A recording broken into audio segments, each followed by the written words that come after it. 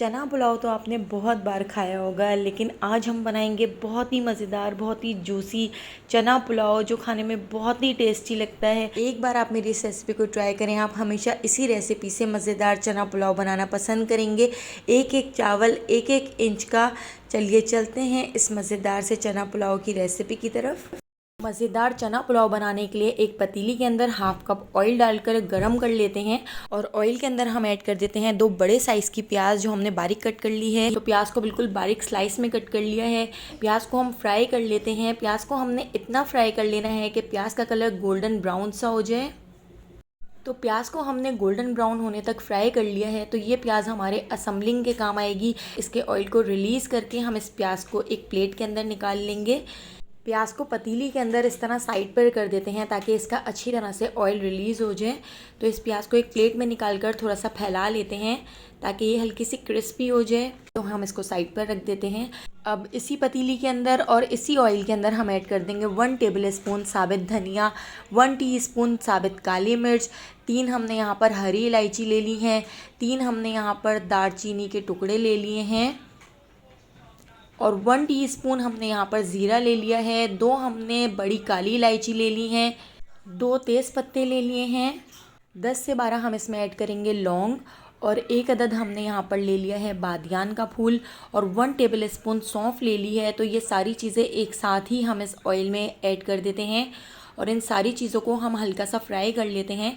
बस 1 मिनट तक हम इन सारी चीज़ों को हल्का सा फ्राई कर लेते हैं। इन सारी चीज़ों को फ्राई करने के बाद अब हम इसमें ऐड कर देते हैं 3 दरमियाने साइज़ के टमाटर। तो आप देख सकते हैं 3 दरमियाने साइज़ के टमाटरों को हमने इस तरह गोलाई में कट कर लिया है। तो टमाटर हमने इसमें ऐड कर दिए हैं और टमाटरों को भी 2 से 3 मिनट हम इसमें फ्राई कर लेते हैं।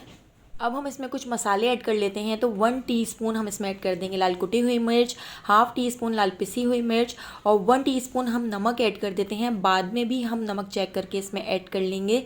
तो इन सारी चीज़ों को हम अच्छी तरह से मिक्स कर लेते हैं।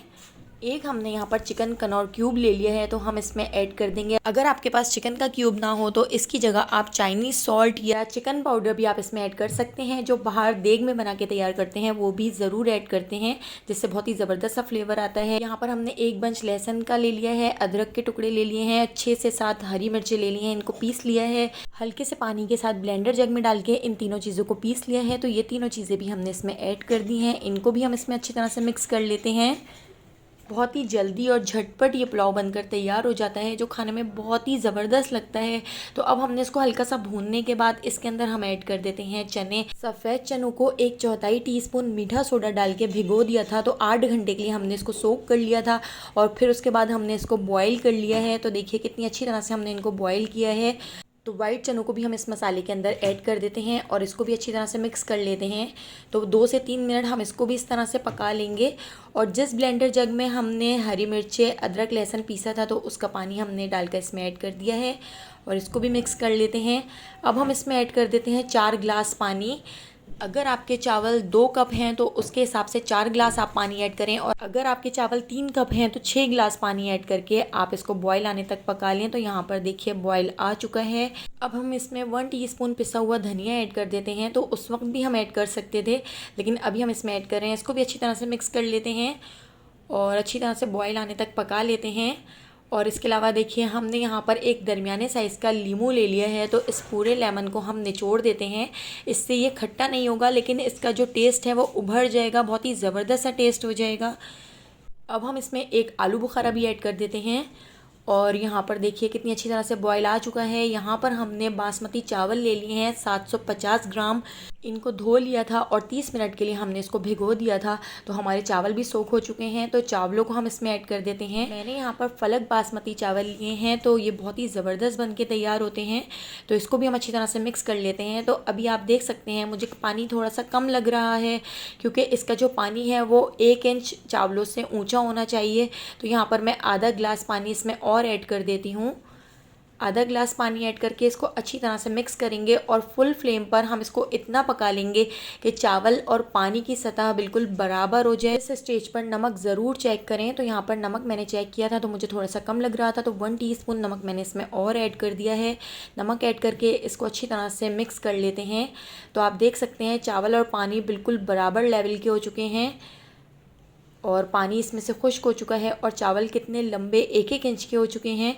तो बस इस स्टेज पर अब हम इसको दम लगाएंगे। तो इसको दम लगाने से पहले हम इसमें कुछ चीज़ें ऐड कर लेते हैं। हमने जो प्याज फ्राई करके रखी थी तो ये पूरी प्याज हम इसके ऊपर डाल देते हैं और प्याज ऐड करने के बाद इसके ऊपर हम ऐड कर देंगे पुदीना। तो आधी गड्डी पुदीने को बारीक कट करके हम इसके अंदर ऐड कर देते हैं। 1 गड्डी हरा धनिया बारीक कट करके हमने इसमें इस तरह से ऐड कर दिया है। तो हरे धनिए को भी हम इसमें ऐड कर देते हैं। यहाँ पर हमने लाल हरी मिर्चें और इस तरह से हरी मिर्चें ले ली हैं, तो ये ढेर सारी हरी मिर्चें भी हम इसमें ऐड कर देते हैं। बहुत ही ज़बरदस्त सा फ्लेवर आता है, बहुत ही ज़बरदस्त सा कलर आता है। तो इसके ऊपर एक कपड़ा ढक देते हैं और इसको कवर करके लो फ्लेम पर 15 से 20 मिनट तक छोड़ देते हैं ताकि इसको अच्छी तरह से दम आ जाए। कपड़ा डालने से इसके ऊपर बहुत ही अच्छा सा दम आता है। तो आप यहाँ पर देख सकते हैं हमारा ज़बरदस्त सा पुलाव बनकर तैयार हो गया है और कितना शानदार और ज़बरदस्त सा पुलाव बना है। एक बार आपने मेरी इस रेसिपी को ज़रूर ट्राई करना है, खाने में बहुत ही टेस्टी लगता है और बहुत ही जूसी पुलाव बनकर तैयार होता है। बिल्कुल देगी स्टाइल पुलाव है, तो आप इसको एक बार ज़रूर ट्राई कीजिएगा। और अब हम इसको डिश आउट कर लेते हैं। अगर आपको मेरी ये रेसिपी पसंद आई हो तो मुझे कमेंट करके ज़रूर बताइएगा और लाइक कर दीजिएगा। और अगर अभी तक आपने मेरे चैनल को सब्सक्राइब नहीं किया तो जल्दी से मेरे चैनल को सब्सक्राइब कर लीजिए और बेल आइकॉन के नोटिफिकेशन को ऑन कर लीजिए, क्योंकि डेली जो मैं वीडियो अपलोड करती हूँ उसका नोटिफिकेशन आपको मिल सकेगा और आप मेरी सारी वीडियोस वॉच कर सकेंगे। तो आने वाली वीडियो तक मुझे दीजिए इजाज़त। अल्लाह हाफ़िज़।